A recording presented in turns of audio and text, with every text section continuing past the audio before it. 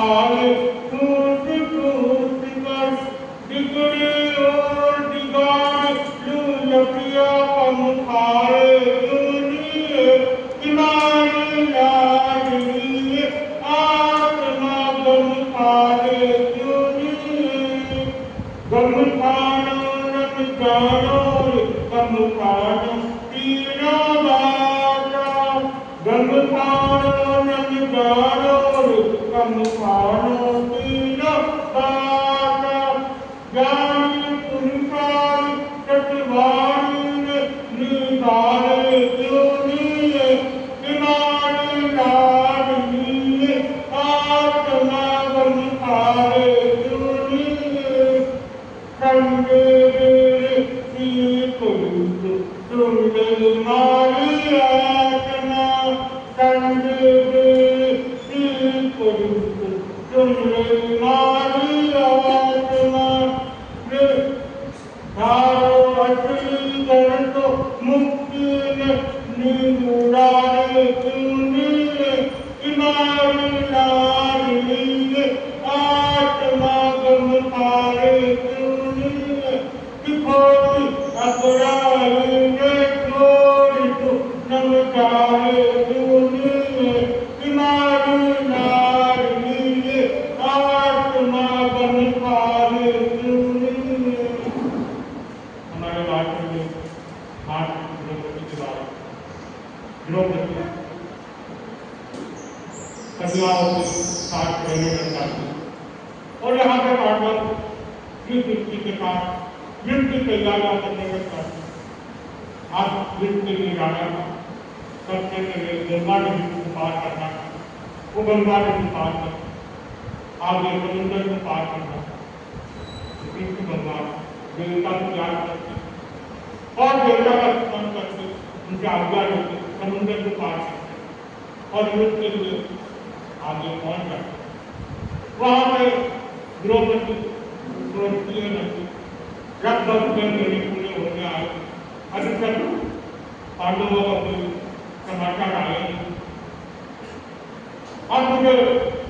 मेरी जीवन की रक्षा करती है और इसलिए मुझे ऐसा कुछ करूं कि अर्जुन चाचा मुझे देख के जीना करते इस मुख का ही तो सब कुछ है। अगर ये मुख ही नहीं रहेगा तो अर्जुन चाचा किसको चाहेगा, किसको पसंद करेगा। क्या करती हूँ मैं डरने लगे तपस्या चालू कर इस तपस्या से मेरा क्षीण हो जाएगा, रूप लाभ में भी कम हो जाएगा तो इसके ऊपर होगा और वो तपस्या करना चालू कर और यहाँ पे अवधि कम होने लग गई। थोड़े भी काफी खेल गए राजा ने एक दिन के लिए काज करा लग रहा था। अब वो भी दिन गिनने लग गया जब पर कुछ दिन बाकी है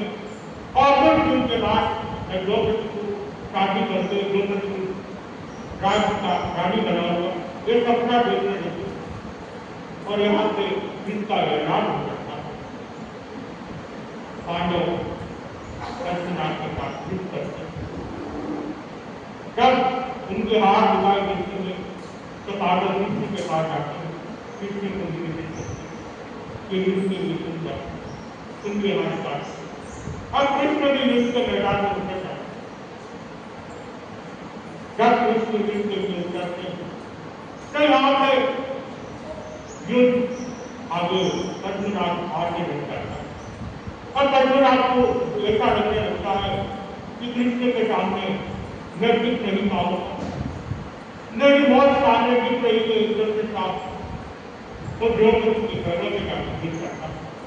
द्रौपदी से माफी मांगता है, लड़की का एहसास करता है और तुम्हें मुझे जीवन दान दे सकती नहीं तो तुम्हारे पति मुझे मार दो, तुम कुछ भी करो मुझे बता दो, मुझे जीवन दान दो। आप करुणा की देवी वो कहती है तुम्हें तो अब कोई बता नहीं सकता अगर एक काम करते हो तो तुम बच सकते हो कि बोलो क्या काम करना है, जो भी तुम बोलो मैं वो करने के लिए मिला। तुम्हें फ्री के कपड़े पहनने होंगे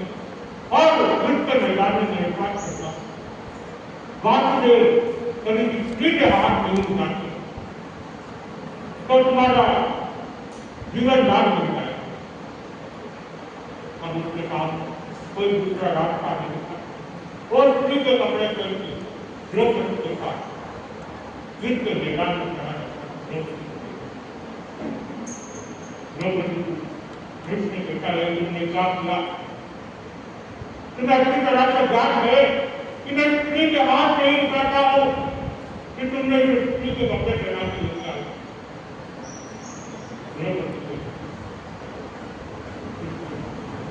देखो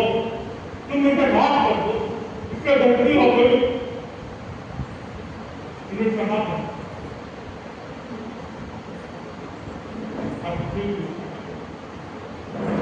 इसे क्षमा कर बाहर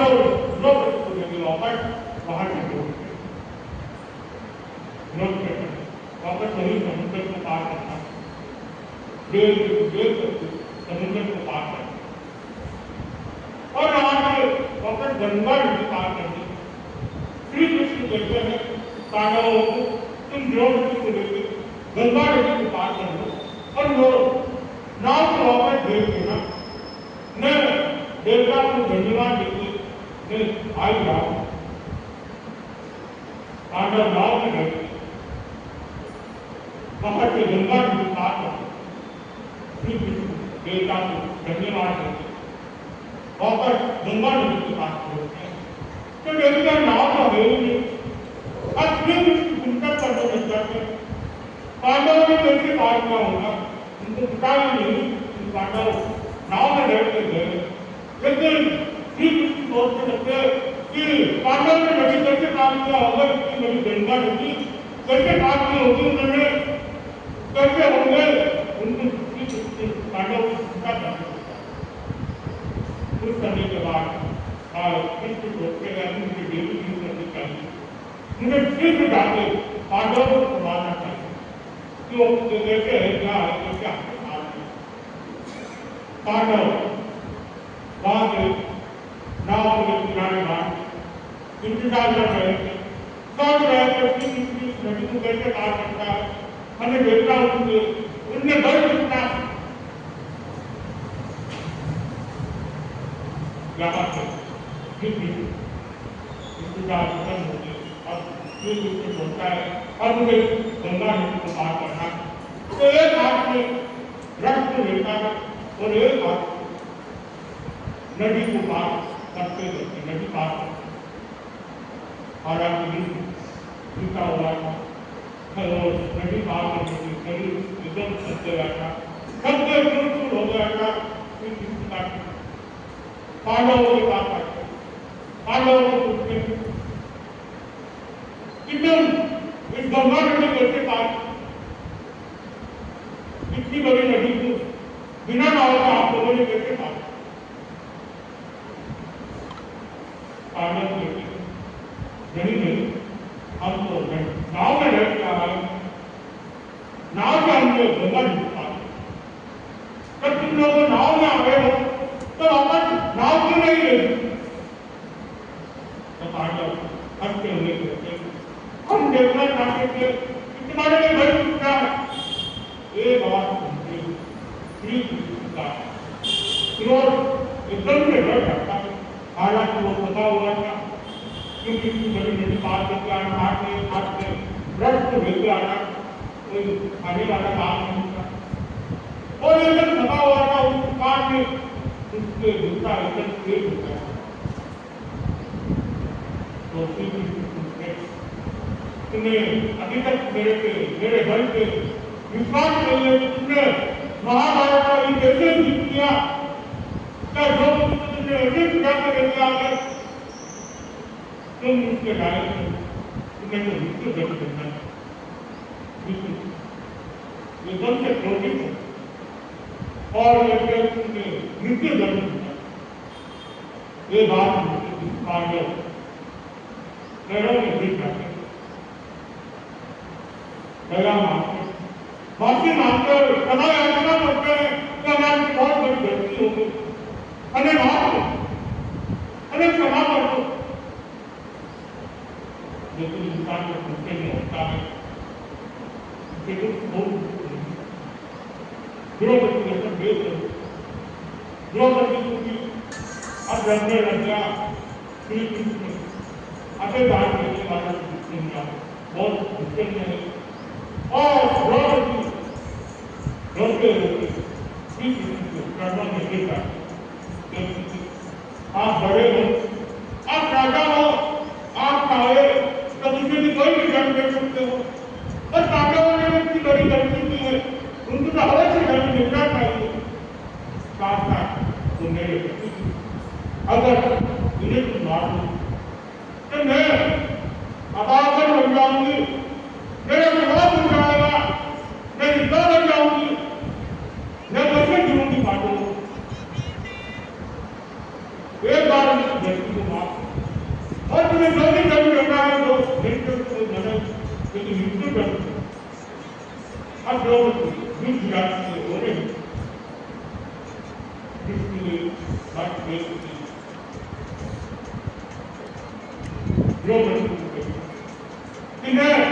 तुम्हारी बात पे इनको मृत्यु दंड से छोड़ रहा हूं, इनकी जगह कोई और होता तो आज मैं सबको मृत्यु दंड दे, लेकिन दंड का अवश्य मिलेगा। इस तीन खंड में उन्हें तीन खंड छोड़ के जाना पड़ेगा, क्योंकि मैं तीन खंड का राजा इस तीन खंड में रहने के लिए कोई जरूरत है। अब ये बात पांडवों को बहुत डर लगता, चिंता करने लगता है कहाँ जाएंगे, एक दुर्गा का मजाक इतना भारी पड़ गया हमारे पांडव वहां से हस्तिनापुर के लिए रवाना हो गए। हस्तिनापुर आते नौ दिन पूरी घटना सुनाते, नौ बेटे को व्यक्ति बहुत बड़ी गई, अब दर्द निकाल देखा जब आप तो कैसे हम जाएंगे वहां पे,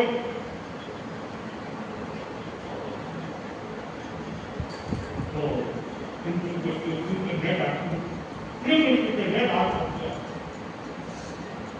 और के पास पहुंच गए, जैसे हुआ तुमसे क्या आई हो, क्या काम है, मुझे बुरा क्या होगा, नया आता था, सब ठीक तो है, सब तक ठीक है, तुम्हारा बहुत बड़ा उपकार है, तुमने द्रौपदी को लाने में बहुत सहायता की, तुम्हारे ढूंढता हूं उनकी बात जो मैंने किया है बहुत गलत काम किया है तुम्हारे साथ, वो तो गलती में आए थे और कभी मिलना भी चाहिए, तुमने उन्हें दिमाग में बहुत अच्छा काम किया, लेकिन मेरे निवेदन है कि हम जाएंगे कहाँ है बता, तीन खंड तक दूर दूर तक पूरा तुम्हारा ही राज्य, हम कहाँ जाएंगे, कोई तो नगर देखो, एक काम दे दो, चार अपनी आगे की जिंदगी गुजार, हुआ हो बेटा, मैं तुझे मृत्यु नहीं देख सकता हुआ, पर तुम ऐसा करो, दक्षिण दिशा का समुद्र का जो तट है वहां से कुछ जाते हो, और पांडव वापस उनकी घटना को जोड़ती है, पांडवों को कहते हैं